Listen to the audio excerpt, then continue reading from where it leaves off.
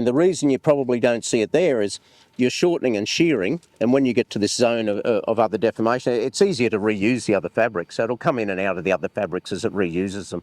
So if the stretching lineation is parallel to this orientation, what does that tell you about the fold? I'll just start off by saying I've done a few courses like aimed towards people in their early career or in their career looking at like upskilling in like structural geology or petrology or whatever. And I find that this is probably the first one I've done that actually relates it to skills that I could take to work the next day and actually apply them.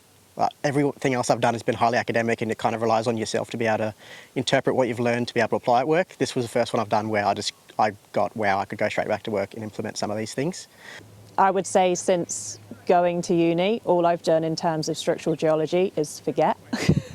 I haven't really applied much structural geology to my work yet, but with this deposit being as structurally complex as it is, it's very obvious that we need to start focusing more on structure, and I and the rest of the team, we need to get a lot better with our structural understanding.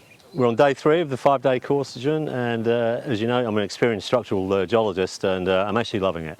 It's great. It's been a good refresher, but also learning a whole lot of new stuff as well.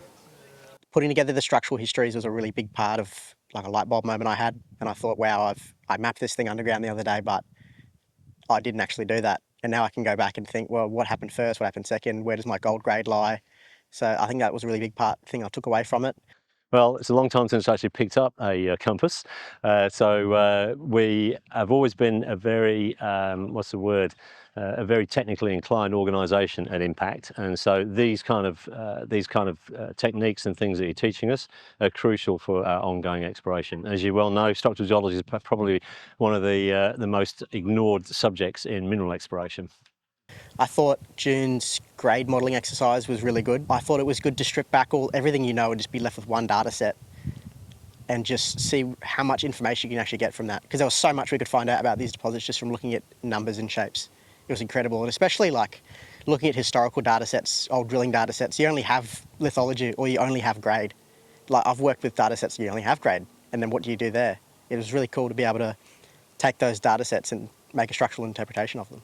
I think for me it's been so useful to spend a day learning about all of the different types of structures observed and then come out to the field to be able to put it to the test and cement our understanding so we can take it back to our deposit and hopefully improve the knowledge that we've got about the gold at Mount York. I think I'd recommend the structural geology course to pretty much everyone.